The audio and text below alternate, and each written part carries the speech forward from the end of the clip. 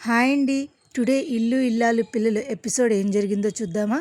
గుడ్డ ఏది పాట ఆపేదాకా చూస్తున్నావా? ఆహా మామూలుగా కాదే.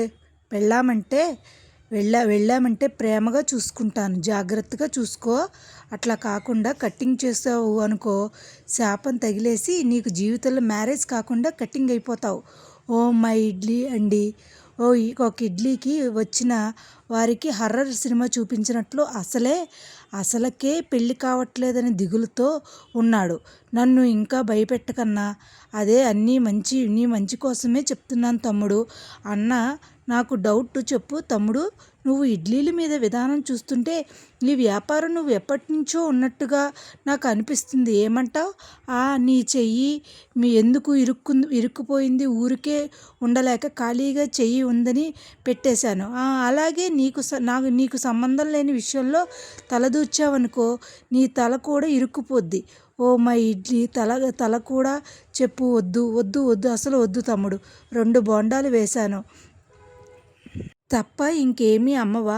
ఎలా తమ్ముడు? నువ్వు ముందు తిను తమ్ముడు. ఏంటి ప్రేమ, నేను మీకు నచ్చట్లేదా?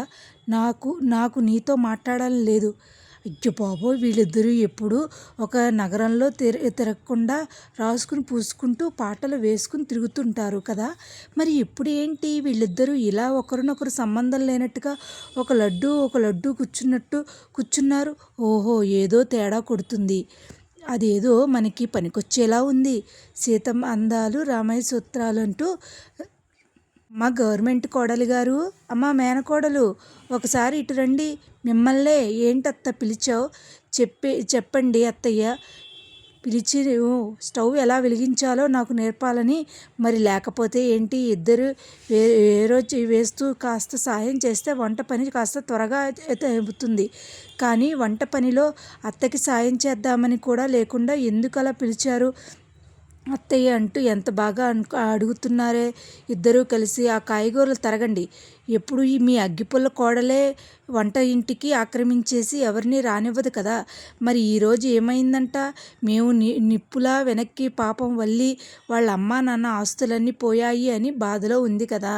అందుకే పాపం ఎందుకులే అని నేను పిలవలేదు. చేయండి. ఈవిడ ఇంత అమాయకంగా ఉండబట్టే ఆవిడ కొమ్మలు వచ్చేసాయి. ఏమని? వ్రతం చాలా సంతోషంగా జరిగింది. మీ వాళ్ళ అమ్మా నాన్న ఆస్తులు పోవడమే చాలా బాధగా ఉంది. అత్తయ్య, నువ్వు పదే పదే ఆ పని పాపం అనకు. అయ్యో, ఊరికే వస్తుందే మన మీద కోపం. ఇదిగో చూడండి, అది కూడా మీ తోటి కోడలే. అర్థమైందా? పాపం బాధలో ఉన్నప్పుడు మాట్లాడండి, ధైర్యం చెప్పండి. ఎప్పుడూ ఒకేలా ఉంటారెలా? అయ్యో, ఏమైందో మీకు? ఏం కాలేదు. ఏంది? అక్కడి నుంచి వస్తున్నాను. మీరిద్దరూ ఎటమొహం పెడమొహం కింద ఉన్నారు. ఏంటంటే తేడాగా ఉన్నారు? ఏమైంది? అయ్యో బాబోయ్, ఏంటో. ఏమండి బాబోయ్, ఎందుకో అలా ఉన్నారు? ఎప్పుడూ చూసినా మీరిద్దరూ గుణగుణాలుగా మాట్లాడుకుంటూ ఉంటారు కదా. మరి ఎప్పుడంటే అసలు పరిచయం లేనట్టుగా ఇద్దరూ ఒక ఎడమొహం పెడమొహంలా ఉన్నట్టున్నారు. నేను ఇదిగో నన్ను ఆట పట్టించడానికి కాదు కదా ఇదంతా. లేదంటే మీరిద్దరి మధ్య నిజంగానే గొడవ అయ్యిందా? అయ్యో శ్రీరామ, మీ మౌనాన్ని చూస్తుంటే నాకు కంగారుగా ఉందే. అంటే అన్నాను అంటారు కానీ సరదాగా సైలెంట్గా ఉన్నాను కదా. లేదంటే సీరియస్గా గానేలే. చెప్పండి, ఏమైంది? మీరిద్దరూ ఇలా ఉప్పు నిప్పులా ఉండడానికి కారణం ఏంటో? ఏమైందో చెప్పండి. ఏం కాలేదు. ఏం కాలేదా? ఒకసారి అక్క అను. నర్మదక్క అని పిలువు. నువ్వేంటి? పోనీ నువ్వు చెల్లి అని పిలువు, ప్రేమ చెల్లి అని పిలువు. ఏంటి కాలేదు? ఏంటి పిలవట్లేదు? నువ్వు అక్క అని పిలువు, నువ్వు చెల్లి అని పిలువు.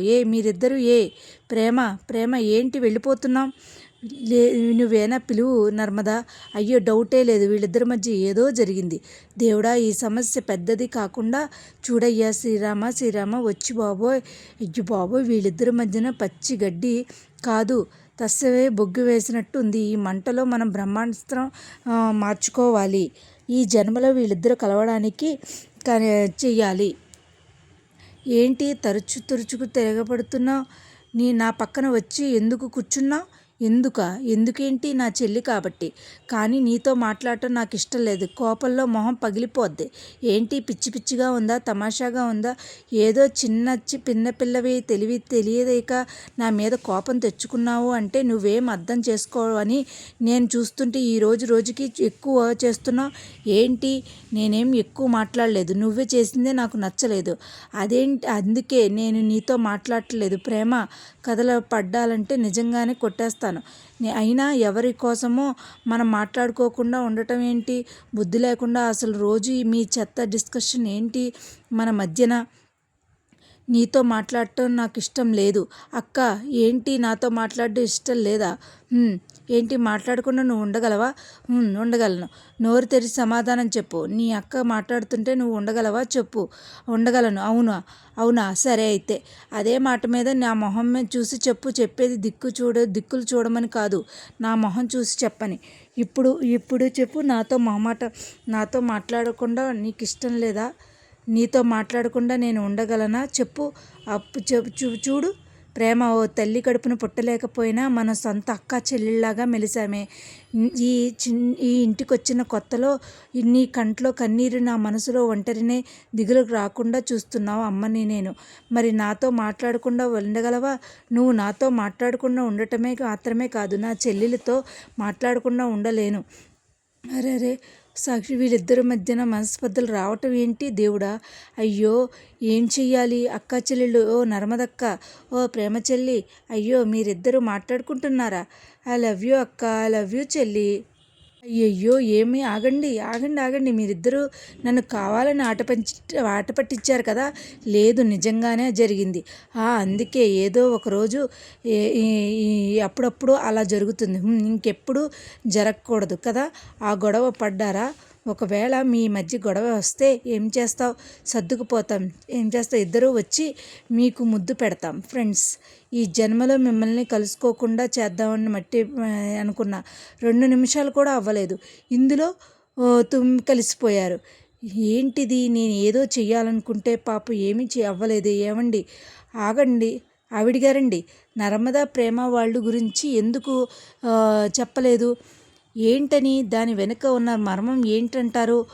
నీ బుర్ర బద్దలు కొట్టుకున్నా ఆలోచించుకున్నా ఎందుకండి? దండగా ప్రస్తుతానికి పెద్ద గండ నుంచి గట్టెక్కేసాం కాబట్టి అదే పెద్ద పండగ. అంటే ఎందుకు మన బండారం బయటకు వచ్చింది? ఇక మన భయపడాల్సిన అవసరం లేదండి. ఎందుకంటే ఈ సమస్య పూర్తిగా సమస్యపోయినట్టు షెడ్డుకి మరిచింది.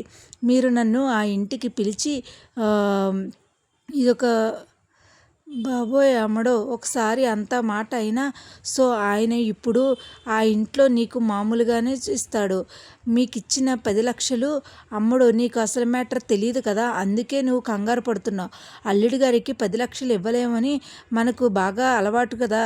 పడిన సీన్ని ప్రకారం 10 లక్షలు ఇవ్వలేమని చెప్పేశాం. మీరు సింపుల్గా చెప్పేశారు. కానీ ఆ 10 లక్షలు ఎక్కడి నుంచి తెచ్చిస్తారు? ఆయన ఆ టెన్షన్లో కోపంలో ఆయన నాతో సరిగ్గా మాట్లాడలేదు. ఇంకా భయమిదిగా ఉంది. నర్మద నాకేం వార్నింగ్ ఇచ్చింది? ఇక మీదట మావయ్య గారికి కానీ మోసం చెయ్యాలని చూస్తే అస్సలు ఊరుకోను. వదిలిపెట్టే ప్రసక్తి తోక జాడిస్తే అప్పుడు నీ బండారం బయట పెడతా. ఏంటమ్మా? ఏంటన్నావు? ఆ పెళ్ళికి వార్నింగ్ ఇచ్చింది. అవును. ఈ ఇంటికి పిలిచి మీ గురించి ఆలోచించి చెప్పకుండా ఆగిపోయాను. ఇక ఎవరు దగ్గర ఇంకా ఆటలాడకుండా తోక జాడిస్తే ఆ క్షణమే మీ గురించి మావయ్య గారికి చెప్పేస్తానని వార్నింగ్ ఇచ్చింది. అట్లా అయితే ఇక నుంచి మాకు ప్రత్యేకంగా వాళ్ళు భయపడాల్సి ఉంది. సో ఇక బండారం బయట పెడితే ప్రమాదం ఉంది. వాళ్ళు మన గురించి నోరు తెరవకుండా ఉండాలి అంటే అంతకన్నా ముందు వాళ్ళిద్దరూ నోరు మూయించాలి. అలా వాళ్ళు నోరు మూయించాలి అంటే వాళ్ళకి సంబంధించిన ఏదో ఒక తప్పు మన చేతికి చిక్కాలి. కానీ నర్మదా ప్రేమ వాళ్ళిద్దరు చాలా మంచోళ్ళమ్మ. పొరపాటును కూడా తప్పు చేయరు. పిచ్చిదానా, ఆ కాలంలో మంచి చెడు అనే మాటల అర్థం తెలుసా? మనకు నచ్చితే మంచి, నచ్చకపోతే చెడు. ఇప్పుడు ఉదాహరణకు ఆ ప్రేమ మొగుడు కష్టం చూడలేక ట్యూషన్ చెప్పుకోవడానికి వెళ్ళింది. మామూలుగా అయితే అది చరిత్రలో నిలబడిపోయే ఉత్తమ భర్తకి గుణగణాలు ఉన్నట్టు. కానీ ఆ రామరాజుకు ఇష్టం లేదు కాబట్టి ఆయన దృష్టిలో అది పెద్ద తప్పు. నేనే చెప్తున్నాను, నీకు మంచి కొత్త క్లారిటీ వచ్చింది. ఫైనల్గా చెప్పేది ఏంటంటే, ఆ ప్రేమ కానీ నర్మద కానీ జీవితాలు ఖచ్చితంగా ఏదో తప్పులు ఏవో చేసే ఉంటారు. వాళ్ళు దాచిన తప్పులను ఏవో ఒకటి, వాటిలో ఒక తప్పు మనకు దొరికిందనుకో, గుక్క తిప్పుకోకుండా చిన్నప్పుడు తాగిన గుగ్గు పాలు కూడా కక్కిచ్చేస్తా. ఈ జన్మలో మన జోలికి రాకుండా చేయిస్తా. అర్థమైందా? పూర్తిగా అర్థమైందమ్మా. ఇక నుంచి అదే పనిలో ఉంటాను. వాళ్ళ జీవితాలని కనిపెడతాను. వారంలో నాకు తిండి లేకుండా చేశారు, నిద్ర లేకుండా చేశారు. అందుకు 100 రెట్లు టెన్షన్ పెట్టి వాళ్ళకి రిటర్న్ గిఫ్ట్గా ఇచ్చేద్దాం. చూస్తున్నారు కదా, ఇదేనండి ఇల్లు ఇల్లాలు పిల్లలు ఎపిసోడ్. మరింత కొత్త పరిచయాలతో, అసలు విషయాలతో ఇంకా సీరియల్ కొనసాగుతూనే ఉంటుంది. కానీ అసలు నర్మద ప్రేమలు ఏమేమి తప్పులు చేశారు, అసలు ఏం జరుగుతుంది, వల్లి విషయంలో ఏం జరుగుతుంది అనేది మనం ముందు ఎపిసోడ్లో తెలుసుకుందాం. నా వీడియోస్ కనుక మీకు నచ్చినట్లయితే లైక్ చేసి, షేర్ చేసి, సబ్స్క్రైబ్ చేయండి.